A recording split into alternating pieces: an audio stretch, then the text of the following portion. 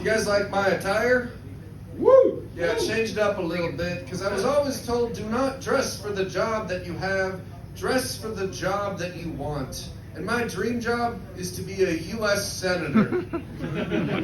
Cool, y'all watch the news this week. That's fantastic. I had no choice. In my office, true story, I have a Jumbotron that plays Fox News 24/7. In case you did not know, I work as a receptionist in hell. That's just a joke. I'm in the United States Army. Close enough. But because I've got such access to all of this news, I did see a couple of interesting headlines that I wanted to share with you all, so you all can feel a little educated. Here's my favorite. COVID appears to be on the rise, and Joe Jonas and Sophie Turner filed for divorce. Here's why this is my favorite headline. There is no comma, meaning that there is a correlation between the divorce of one of the Jonas brothers and what's her name from Game of Thrones.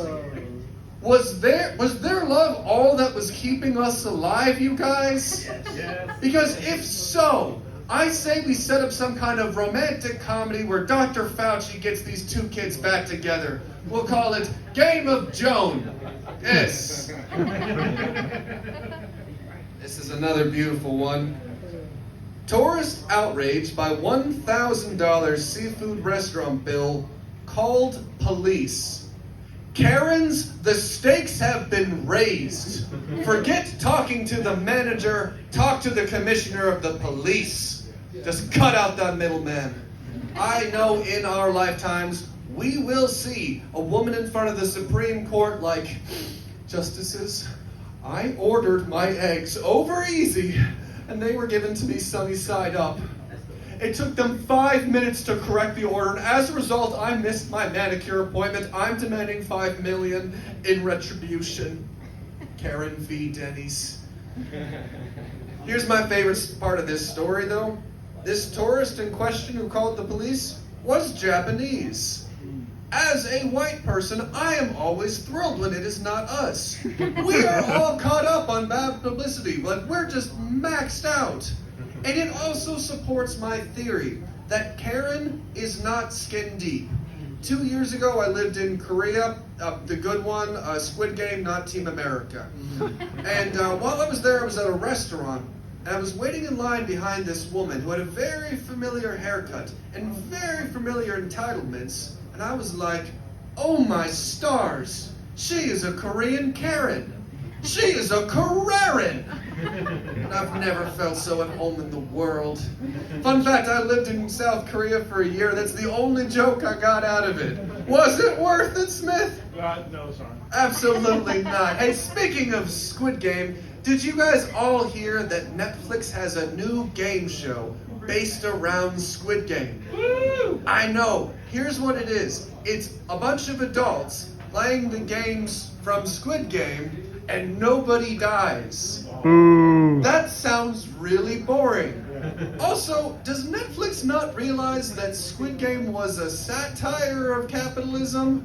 It's like someone at Netflix was like, hey guys, I had an idea to make more money off of Squid Game. Let's do a season of the show that does not require us to pay actors or writers.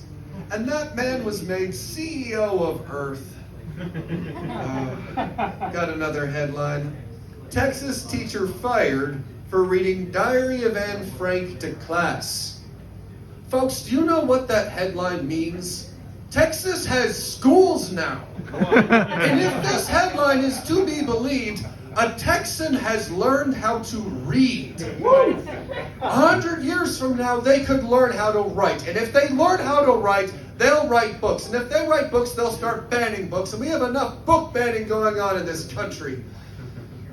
Speaking of anti-Semitism, what a segue that is. Speaking of anti-Semitism, have you all noticed that the Italians completely got a pass on killing Jesus? Like, this is what happened. Here are the facts. The Romans kidnapped, tried, and executed Jesus, while a couple of Roman-appointed rabbis were like, we're cool with this. And for 2,023 years, People have been like, the Jews killed Jesus. Here's what I think it was. Good PR. Because the Jews were like, here, have matzah. It's unleavened bread. It's like flavorless crackers. You eat it during Passover. And the Italians were like, hey, this week we invented pepperoni pizza. And that was the day that anti-Semitism was born, folks. It is difficult to keep track of the news because there's so much happening so rapidly. Like, I am in my 30s. I remember in the 90s when Vice President Dan Quayle's career was destroyed because he misspelled potato.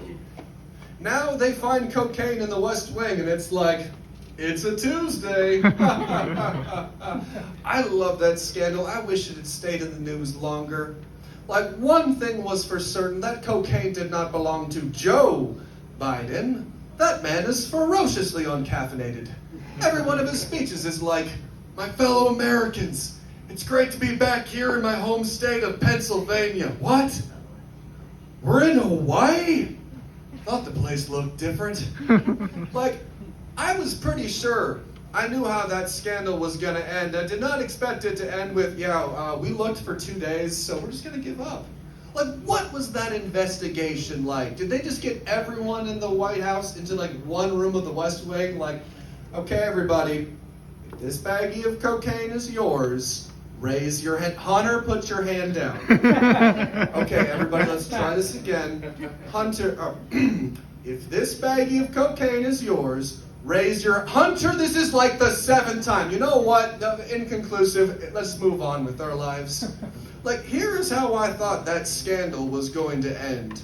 Someone from the Secret Service was going to be like, yeah, that's my bag of cocaine. I sure do love doing drugs. And that crack pipe you found in Hunter's luggage, that was mine too. I sure do love coke and crack. Wait, are they different? Okay, well, I'm off to do my mandatory minimum 5-year prison sentence. Because as you all know, possession of crack cocaine is a mandatory minimum of 5 years in prison. Unless, of course, you are the son of the man who wrote that law. All right, before I get off the stage, I do want to say thank you to a couple of friends who came all the way here from Columbia. So thank you very much for schlepping out here. And also, Mitch, Jen, safe travels. Have the time of your life in Germany. Oh. Woo! Woo!